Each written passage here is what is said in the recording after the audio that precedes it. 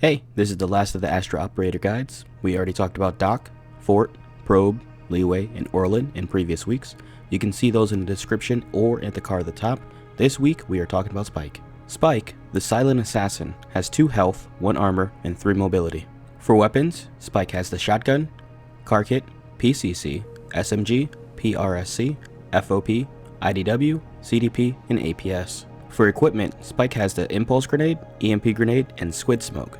For gadgets, she has the grapple hook and she exclusively has the maneuverability device, aka Jet. The way that I played Spike can be described in 3 things: W key only, ruthless aggression, and on my way to wipe your squad. My experience on Spike was a little bit different than the other operators due to playing a lot of games with players in the community instead of playing solo. Players like VTuber Soul, Duck with a Staff, Neon, Argon, Terrafail, and Uncle Bob, to name a few, were the ones that I faced off against regularly. That being said, I feel like my stats could be possibly higher if I soloed against unsuspecting players. During my progression, I used the last remaining guns that I need to level up, those being the shotgun, SMG, and PSRC.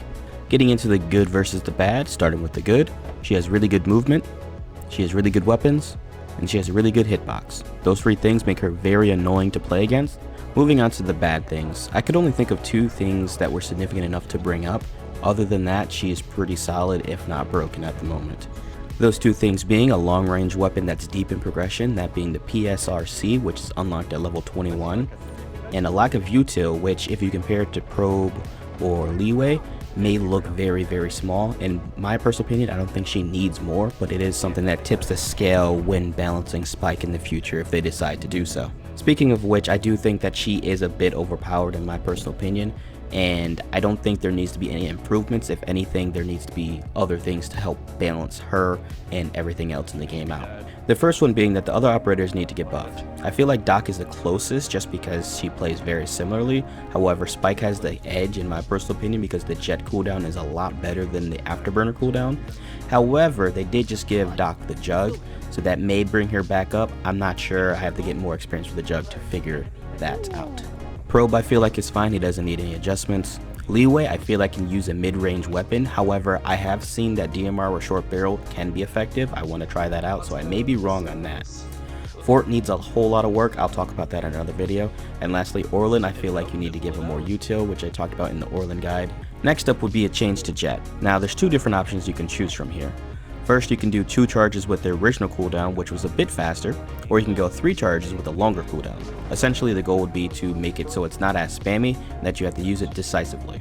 Now, the last change you may disagree with me on, but if you do, let me know in the comment section how to make it better. But essentially, it would be the combination of nerfing the SMG and buffing the car kit, and then taking the SMG away from Spike, giving her access to the jug, and then giving her and Doc either the TK, AR, or DMR.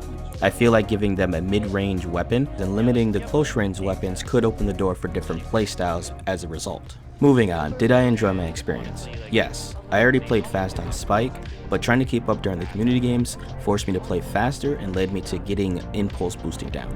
Aside from the enjoyment from the community games, I felt untouchable due to the superior close-range weapons and the ability to close the distance on enemies. Would I main Spike? Yes, but only with a healthy player base. I would love to continue to play Spike, but I feel like my way of playing may lead other players to not have an enjoyable experience. Also, going back to the thought in the Orlin video, there was talk of Orlin being better than Doc or Spike since Orlin has the SMG and more health, but I'm not sure if I fully agree on that or not. I can say as of right now, Doc and Spike are better than Orlin.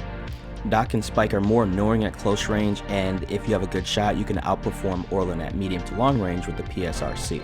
I like to mention that I'm talking about the skill ceiling when comparing the 2 or 3 and thinking about what's possible using their full kit. If you take an average player's skill, I would say that it would be a 50-50 matchup, but only because the average player may not know how to fully use everything Doc and Spike's kit provides. I'm not talking trash, I'm just assuming that the lack of knowledge for some players would prevent them from using Spike to her fullest extent. That being said, my default loadout when I do play Spike would be the SMG, IDW, Impulse, Squid Smoke, Hammer, and Jet. When I want to have a little bit of fun and mix things up, I think I would use the shotgun, car kit, Impulse, Hammer, and Jet. To finish out the video, I do want to say that playing Doc or Spike at the speed that I was playing them does present some problems that the dev team may or may not have thought about and may or may not be trying to fix. That being that you can impulse from your spawn to the enemy spawn and continuously put pressure and prevent them from leaving or doing anything just because you have the impulse grenade.